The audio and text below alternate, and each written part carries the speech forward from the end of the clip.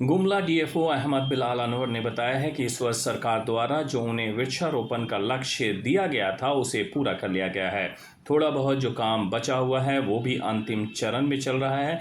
जल्दी अपने लक्ष्य को पूरा करके वो गुमला को हरा भरा करने का जो दावा है उसे पूरा करने की दिशा में अपना कदम बढ़ा चुके होंगे। साथ ही साथ उन्होंने कहा है कि अब वृक्षारोपण करने के बाद उन पेड़ों की रख रखाव के साथ ही साथ उन्हें सही रूप से खाद देने के लिए भी वन प्रशासन की ओर से सख्ती से कार्रवाई की जा रही है।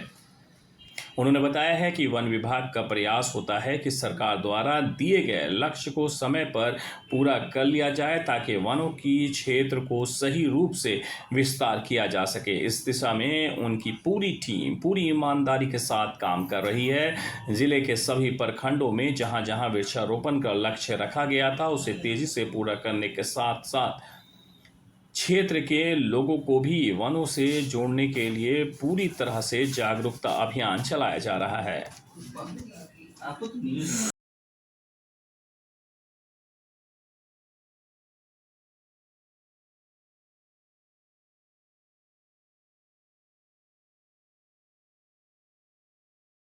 में इस मानसून में अच्छी खासी बारिश अभी तक हो चुकी है, तो हम लोग का जो रिक्वायरमेंट था कि मिट्टी में उतनी नमी होनी चाहिए और लगातार बारिश इतने दिनों तक होनी चाहिए, तो वो सब सारा कंडीशन फुलफिल हो चुका है।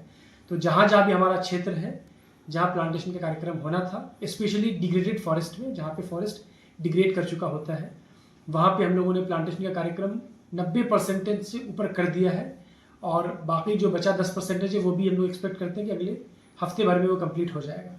तो एक बार जब पौधारोपण का कार्यक्रम कंप्लीट हो जाएगा, जिसमें हम लोग प्लांटेशन करते हैं, उसमें खाद डालते हैं, उसमें हम लोग फिर अगस्त के महीने में हम लोग उसमें कोरनी निकोरनी करते हैं और फिर दोबारा खाद डाला जाता है।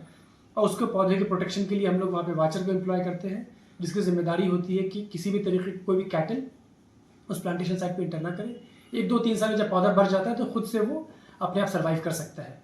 तो ये सब चीज़ें करते हैं। हम लोग का भी जवाबदेही होता है सर, जो प्लांटेशन हो रहा है उसको सेव करने में अपनी भूमिका निभा सकता है। डेफिनेटली, मतलब जब तक जनता का सपोर्ट, गांव वालों का सपोर्ट नहीं रहेगा, प्लांटेशन को सर्वाइव करना बहुत मुश्किल होता है।